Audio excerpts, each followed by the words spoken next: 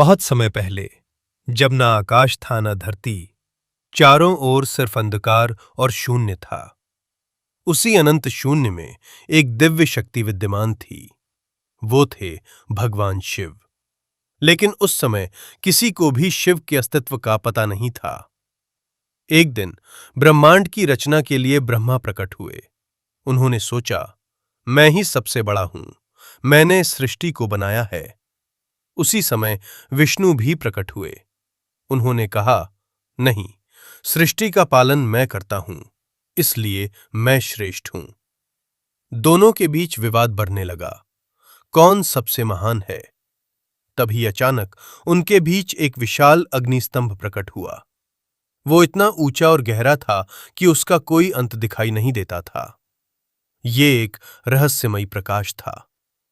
ब्रह्मा और विष्णु ने तय किया कि जो इस स्तंभ का अंत ढूंढ लेगा वही सबसे बड़ा होगा। ब्रह्मा ऊपर की ओर उड़ गए और विष्णु नीचे की ओर जाने लगे।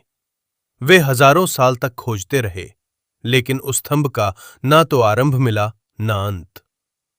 थक हार कर दोनों वापस लौट आए और मान लिया कि ये शक्ति उनसे कहीं अधिक महान है।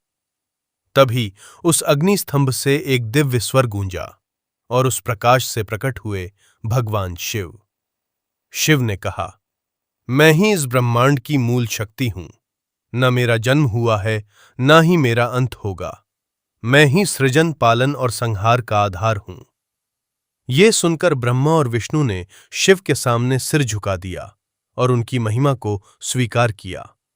तभी से भगवान शिव को अनादि और अनंत कहा जाता है, जिसका कोई आरंभ और अंत नहीं। कहानी का संदेश: कभी-कभी सबसे बड़ी शक्ति